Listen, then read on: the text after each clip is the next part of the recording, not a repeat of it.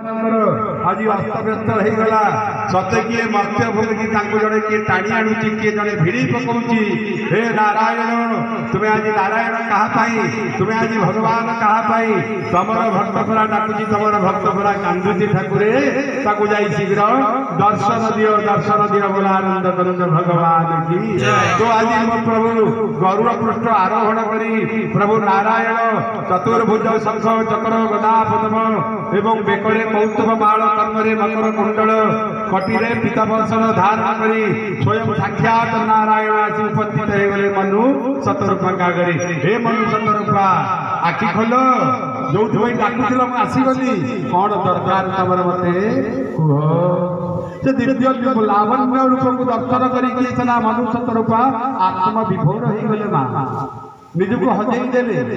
एडे सुंदर होती प्रभु से सुंदरतार लाखी गले मनु शतरूपा कौन पाई तपस्या करुले कौन तक आवश्यक ता सबू भूली गले आनंद कंद भगवान की। भगवान बार बार कहते मनु कौन मागिबार अच्छी माग कौन पाई तपस्या कर कष्ट तो कम करिन शरीर को तो कम कषण देन अनेक कष्ट कषण पर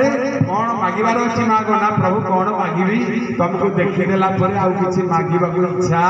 हौनी बोला आनंद कंद भगवान की।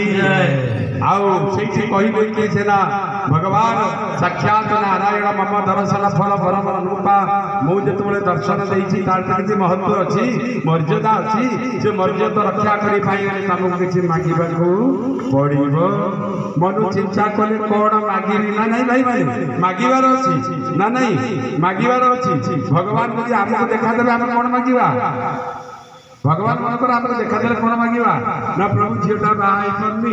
गोटे भल बरटे जोगाड़ कर दियो पुओटा इे साढ़े बातरा हो बुलूची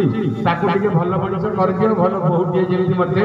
मिल ना नहीं प्रभु घर खंडिक अधा अच्छी छात पड़ी पारनी कौन कर व्यवस्था कर जमी से खंडक छात मोर पड़ी जीव ना नहीं यही भाया कथा आम भगवान को मांगा ना हे प्रभु देखा दे पुले टंका दे बोला आनंद भगवान की। से दिन मनु मांगिले ये कथा माँ हृदय विचार कले कौन मागिबी मो प्रभु तो कहूँ ने ने बोली ना नहीं कौन या देवी चिंता कल मन हृदय कहले प्रभु आप देवे ना निश्चित देवी किसी भाविबार नहीं ना प्रभु जेबे देवे आपण दानी शिरोमणि कृपा निधि ना नहीं आपण दानी महादानी छोट काटिया दानी नुह भगवान महादानी आपण आउ दानी शिरोमणि आपण कृपा निधि कृपार निधान आपण ना नहीं दानी शिरोमणि कृपा निधि नाथ